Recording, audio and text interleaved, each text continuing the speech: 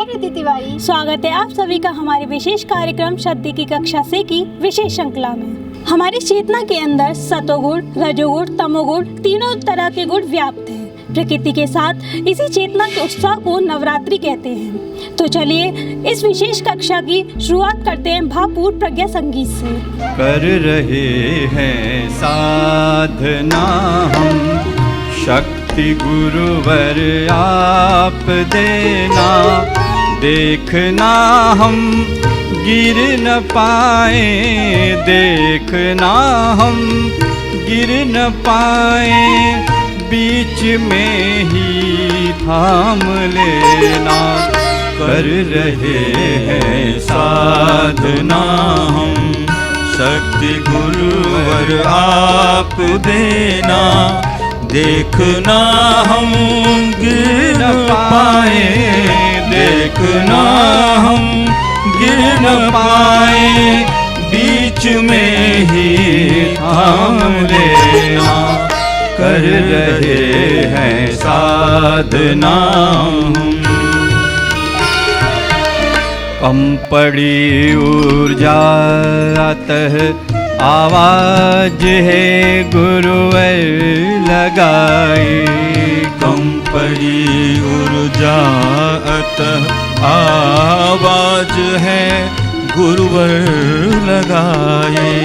चल रहे हैं राह वह जो आपने हमको बताई, चल रहे हैं राह वह जो आपने हमको बताई। शक्ति चलने की सतत दो, शक्ति चलने की सतत दो, बीच में यह पग रुके ना।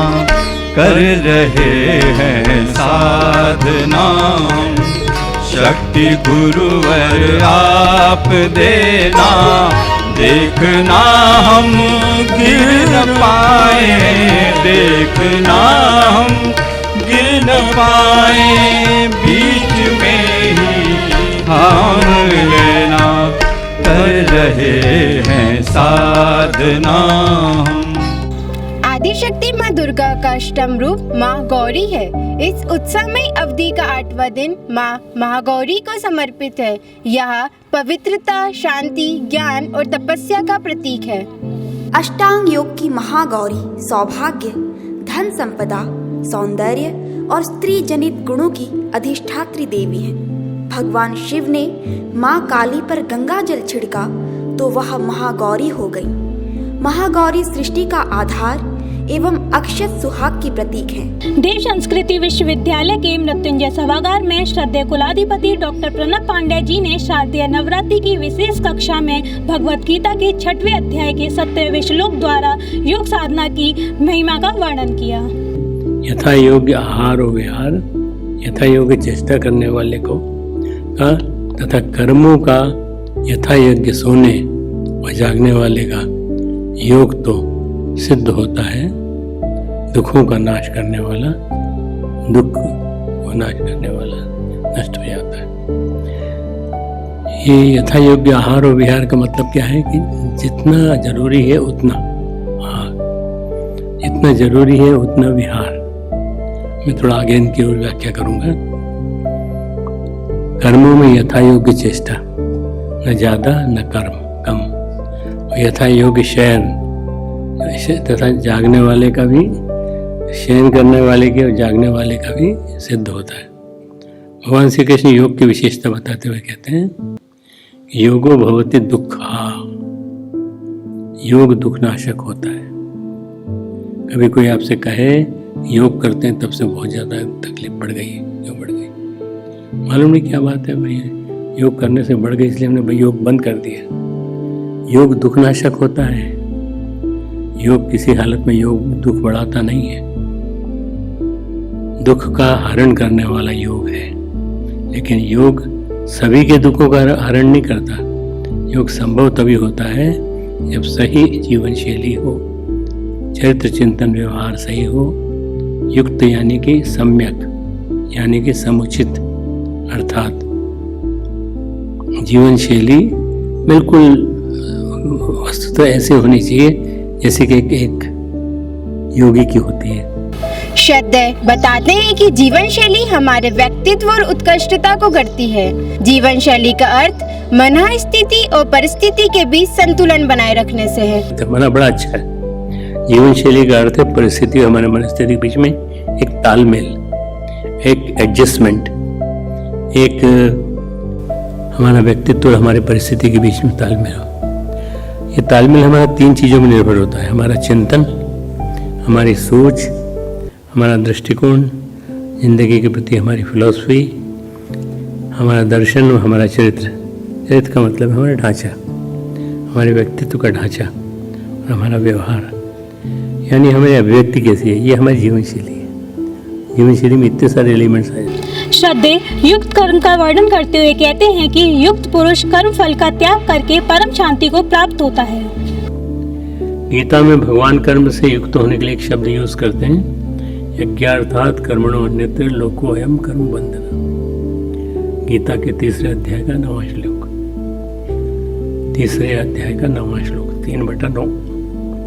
यज्ञार्थात् कर्मणो अन्यत्र लोको अयम कर्म बंधना। कहते हैं कि यज्ञ के लिए जो कर्म किया जाता है वही युक्त कर्म है। जो कर्म यज्ञ के निमित्त हो रहा है वो कर्म असली में युक्त कर्म है। यज्ञ मतलब इदम न मम, अर्थात जिसमें लोक हित है, घर का दरवाजा। तो आप बोलोगे हम तो रेगुलर यज्ञ करते हैं, वो यज्ञ तो कर्मकांड का यज्ञ है। पर जो यज्ञ है वो यज्ञ जीवन आपने जीवन उतारा है तो कैसा है। एक घर का दरवाजा वो होता है जहाँ जाकर कितनों को खाना मिलता है, कितनों को आश्रय मिलता है, कितने लोगों को बहुत कुछ मिल जाता है। और एक द्वार वो होता है जो अपने लिए रोना रोता रहता है। तो इसलिए आपने कितनों के लिए कुछ किया, आपने कितनों के लिए कुछ किया। जिस कर्म में आसक्ति न हो, जिस कर्म में कामनाओं का कलुष न घोला हो, वो कर्म युक्त हो जाता है। श्रद्धेय बताते हैं कि सुख और दुख का आंतरिक संबंध मनुष्य की आंतरिक स्थिति से है। जैसा मनुष्य का आंतरिक स्तर होगा उसी के जैसे सुख और दुख की अनुभूति होगी। देखो, दुख उसका उल्टा है सुख। सुख मिले जिससे सुख मिले। सुख सूचना देता है कि आप सब कुछ ठीक कर रहे हैं, समायोजित हैं, संतुलित हैं, भीतर एक सुख की भावना बनी रहती है। जब भी देखें आपकी स्वास्थ्य ठीक चल रहा है, बिल्कुल कोई गड़बड़ नहीं, बिल्कुल ठीक है, सब ठीक चल रहा है, हमारा ध्यान भी ठीक से होता है, हमारा योग भी ठीक से होता है, हमारा खाना भी ठीक से होता है, तो इसका मतलब ये कि आप सही हैं, समायोजित हैं, संतुलित हैं, तो भीतर एक सुख की भावना बनी रहती है। यह सुख बहुत थोड़े तरीके वाला सुख है। यह वह सुख नहीं है जो ज़्यादा भोजन करने से मिले। आज लड्डू मिले, आज गुलाब जामुन मिले और ये मिले, उससे सुख मिलता है, वो सुख नहीं है। आपने जीवन शैली में क्या जीवन जिया उससे निर्भर करता है कि आप सुखी कब है। ज़्यादा भोजन करने से सिर्फ दुख मिल सकता है, पेट में दर्द चालू हो जाएगा, लूज मोशन चालू हो जाएंगे। तो वो जो हो रहा है पेट में, वो सब उस वजह से हो रहा है जिस वजह से आपने ध्यान नहीं दिया अपने पेट के ऊपर। मनुष्य को संसाधनों से परे दृढ़ निश्चय के साथ उचित दिनचर्या का पालन करना आवश्यक है। इसी प्रसंग को वर्णन करते हुए श्रद्धेय हेनरी फोर्ड का उदाहरण देते हुए बताते हैं कि फोर्ड कंपनी के मालिक है ना, तो वो अपने बारे में कह रहे हैं। तकलीफ शुरू हुई तो डॉक्टर से उसने पूछा क्या करें, कहा आप रोज़ 1 घंटा सुबह 1 घंटा शाम को काफ़ी गर्म पानी के टब में पड़े रहें और हो सके तो 1 घंटा घूमें। वो बोलते मेरा स्वास्थ्य ठीक हो गया। 1 घंटे सुबह मुझे पसीना पसीना हो जाता, शाम को पसीना पसीना हो जाता, लेकिन तब मुझे पता चला कि मैं क्या कर रहा हूँ। दिन भर पसीना बचाता हूँ, एयर कंडीशन में बैठते हैं, 2 घंटे में इंटेंसली पसीने को निकालना पड़ता है। प्रकृति पूरे वक्त संतुलन की मांग करती है। प्रकृति चाहती है कि आपके दिन आपका रहना, खाना, पीना सब संतुलित हो। श्रद्धेय कहते हैं कि असमित कर्म ही नव कर्मों को जन्म देता है। मनुष्य कोई भी कार्य ऐसा ना करे जो उसे अति की ओर ले जाए। लेकिन गहरी नींद उसे ही आएगी जिसका श्रम और विश्राम संतुलित है। श्रम और विश्राम, संतुलित हो तो आपको बिल्कुल नींद अच्छी आएगी, गहरी नींद आएगी। और गहरी नींद का फल और पुरस्कार उसको मिलता है जिसका जीवन संतुलित है। जब व्यक्ति का नींद में ही जाना मुश्किल हो गया है, जब ध्यान में जाना तो मुश्किल हो गया है, क्योंकि ध्यान तो और आगे की बात हो गई, जागते हुए जाने की बात हो गई। कृष्ण ठीक कहते हैं, अपने अपने आहार को, विहार को संतुलित कर लो, किसी नियम से नहीं, स्वयं की जरूरत के अनुसार, स्वयं की जरूरत के अनुसार नियमित कर लो। व्यक्ति के कर्म ही व्यक्ति के जीवनों का निवारण करता है, इसीलिए जीवन एक कल्प वृक्ष है। इसी संदर्भ में श्रद्धेय बताते हैं कि जीवन एक कल्प वृक्ष, जीवन देवता की साधना, आराधना। इसका मतलब क्या है? मतलब है अपना जीवन साध लो, जीवन शैली साध लो, जीवन को जीना सीख लो, कर्मों को कुशलतापूर्वक। बहुत बढ़िया किताब है, तुम पढ़ना। जीवन एक कल्प वृक्ष, जीवन को जीना सीख लो, कर्मों को संयत पूर्वक करना सीखो।